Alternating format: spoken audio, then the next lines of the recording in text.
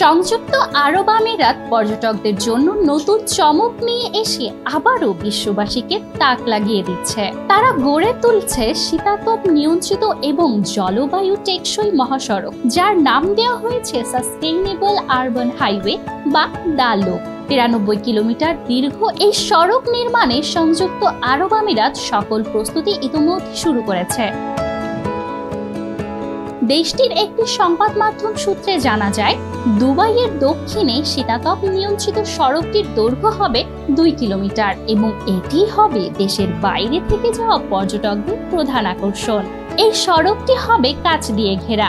Azizi development এই প্রকল্পে প্রায় 23 মিলিয়ন দিরহাম বিনিয়োগ করে।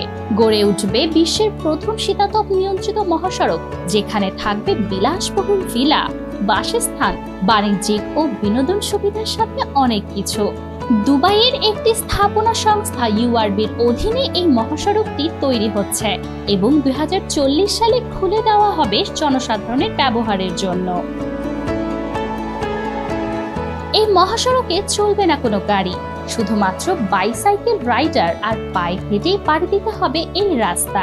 এছাড়াও মহাসড়কের পাশে সাইক্লিং এবং জগিং ট্র্যাকও রাখা হয়েছে, যা স্বাস্থ্য সচেতন যাত্রীদের জন্য একটি বিশেষ আকর্ষণ। ডালুক মহাসড়কটি সম্পূর্ণভাবে আচ্ছাদিত থাকবে, যা বাইরের তাপমাত্রা এবং ধূলিকণা থেকে যাত্রীদের রক্ষা করবে। মহাসড়কের বিভিন্ন স্থানে বিশ্রামাগার, রেস্টুরেন্ট এবং ক্যাফের ব্যবস্থা রয়েছে, যা যাত্রীদের একাধিক সুবিধা প্রদান করবে। ফলে বয়স্ক ও শিশুদের জন্য রাস্তাটি হবে অধিক নিরাপদ।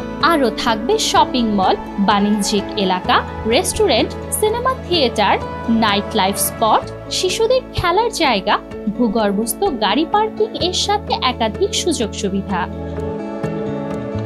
বিশ্বের বিভিন্ন দেশের প্রযুক্তিবিদ এবং স্থপতিরা এই প্রকল্পের সফল বাস্তবায়নের প্রশংসা করেছেন। তারা মনে করেন ডালুক একটি যুগান্তকারী উদ্যোগ হবে এবং অন্যান্য দেশের জন্য হয়ে থাকবে উদাহরণ। মাজুমা আফরোজ নীলিমা, নিউজ নাও 24।